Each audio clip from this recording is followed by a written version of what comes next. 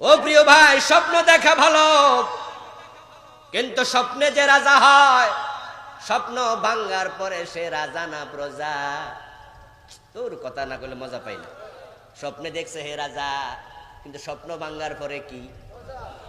তা আপনি স্বপ্নে জান্নাতি ভাইবা লাভ নাই। ঈমান আমল যদি ঠিক না থাকে, জান্নাত পাওয়ার কোনো সুযোগ নাই।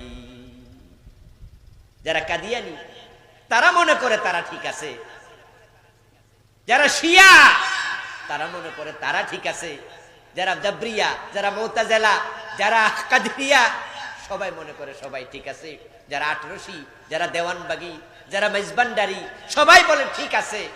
আসলে কি সবাই ঠিক?